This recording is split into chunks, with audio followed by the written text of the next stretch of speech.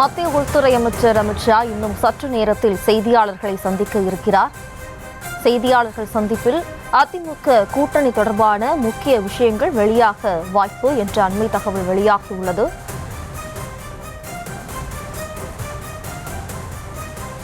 Chennai ITC grand சோலா ஹோட்டலில் செய்தியாளர்களை மத்திய உள்துறை அமைச்சர் அமித் ஷா சந்திக்க இருக்கிறார். இன்னும் சற்று நேரத்தில் செய்தியாளர் சந்திப்பின் போது அதிமுக கூட்டணி தொடர்பான முக்கிய விஷயங்கள் வெளியாக வாய்ப்பு என்ற தகவல் வெளியாகியுள்ளது.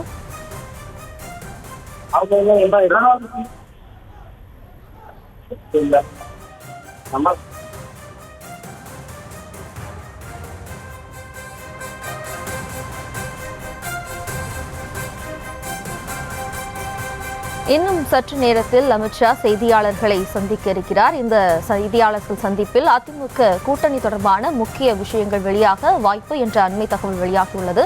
கூடுதல் விவரங்களோடு இணைகிறார் நமது செய்தியாளர் லதா. வணக்கம் லதா. வணக்கம்.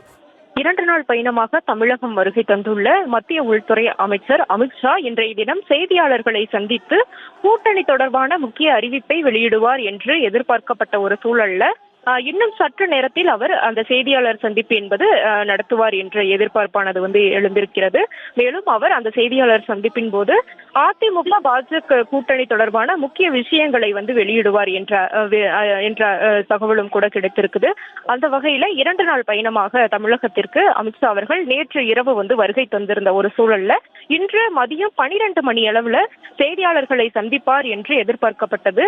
ஆனால் அந்த செய்தியாளர் சந்திப்பு என்பது தற்பொழுது 3:30 மணி ஆகியும் இன்னும் நடக்கவில்லை. இன்னும் சற்று நேரத்தில் அந்த செய்தியாளர் சந்திப்பு என்பது நடக்கும் என்று எதிர்பார்க்கப்படுகிறது. முக்கியமாக தேசிய ஜனநாயக கூட்டணி என்ற பேனர் அந்த செய்தியாளர் சந்திப்பில் எல்லாம் வைக்கப்பட்டு அதற்கேற்ற வகையில் ஏற்பாடு எல்லாம் செய்யப்பட்டு இருந்தது.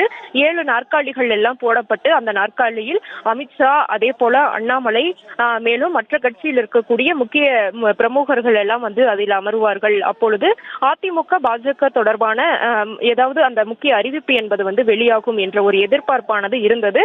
இதற்கிடையே தொடர்ந்து அந்த செய்தியாளர் சந்திப்பு என்பது காலதாமதமாகிக் கொண்டே இருந்தது. 12 மணி என்பது 1:30 மணிக்கு நடக்கும் என்ற தகவல் கிடைத்தது. அதற்கு பிறகாக பார்த்தோம்னா தற்பொழுது வரை அந்த சந்திப்பு என்பது தொடங்காத ஒரு சூழல்ல இன்னும் சற்று நேரத்தில் அந்த செய்தியாளர் சந்திப்பு என்பது தொடங்கும் என்ற எதிர்பார்ப்பானது எழுந்திருக்கிறது. அந்த தேசிய ஜனநாயக கூட்டணி என்ற பேனரானது மாற்றப்பட்டு அங்கே தமிழக பாஜக அந்த தலைவர்கள் இடம்பெறக்கூடிய வகையிலும், அதே போல கட்சியினுடைய கொடி இடம்பெறக்கூடிய வகையிலும் அந்த பேனர் மாற்றப்பட்டு இருக்குது.